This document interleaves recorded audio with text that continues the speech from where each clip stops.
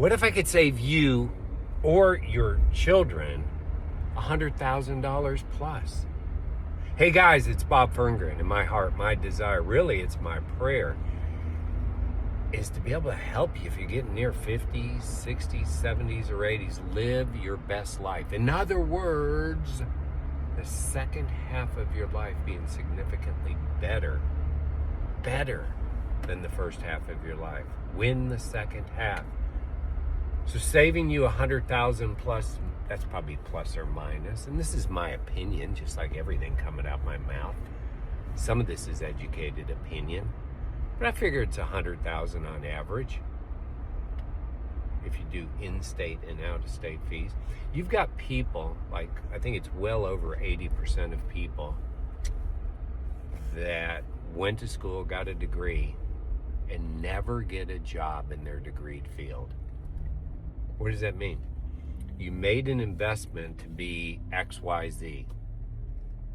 Let's say it's going to be a nurse, and let's say you went in debt for $100,000 and you're paying all those interest payments, right? But you didn't get a job there. You said you went to school and I don't want to be a nurse, or I don't want to be whatever you went to school for. Now you could say it was $100,000 in getting socialized with other young adults. I don't know what you want to say about it. To me, it's just foolish. You have a degree, but you never work in that degreed field. What did you go to school for?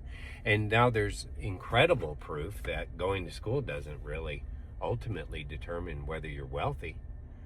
So here's two books. Aside from the Bible, to me, they're the two best books ever written. And guess what? And test me on this. Test me. It'll take a long time to test me out, but see if I'm not right. You take someone who's gone to school versus someone who's just read Think and Grow Rich by Napoleon Hill and then does what it says to do in there. Do what it says to do in Think and Grow Rich. And see if they don't have a much more successful financial life. And then you add to that Rich Dad, Poor Dad by Robert Kiyosaki.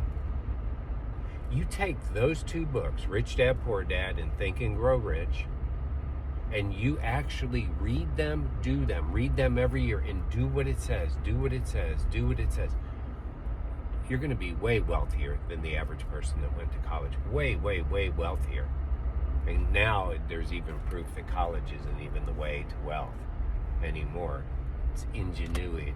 It's creativity. It's what God downloaded you with. Think about it. God downloaded you with that brain and your creative ability, your imagination. That's where the wealth is being created, right? And then there's a lot of wealth being created just by people using their words. Content creation.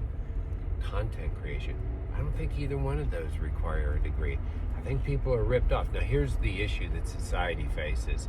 Let's say that maybe only 10% or 20% to be successful need a degree. Now, I think 100% need to socialize, so maybe we got to figure that out. So we can do with all those colleges, and look at what they've run it into. They've destroyed themselves. Universities and colleges, look how many administrators they have versus number of professors and teachers, right? They're just taking care of themselves, and that'll eventually do them in, like any system that does that. And look at what they're teaching. My gosh, I mean, college students. Well, we're sending them a lot of kids who can't even read or write from high school. So that's a lovely thing too. How about that education system in America? Homeschool. Sure sounds like the answer to me. But in any case, take anybody and get them on those $2 versus what college did to them.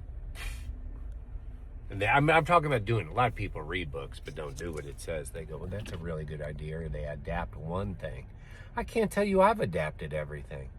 But for anybody who 90% on Think and Grow Rich does what it says to do, and 90% on Rich Dad, Poor Dad and does what it says, you're in the top 1%.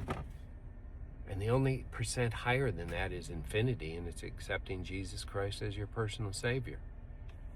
That's probably where I'd start if I was you, if you haven't yet. God bless. Have a great day.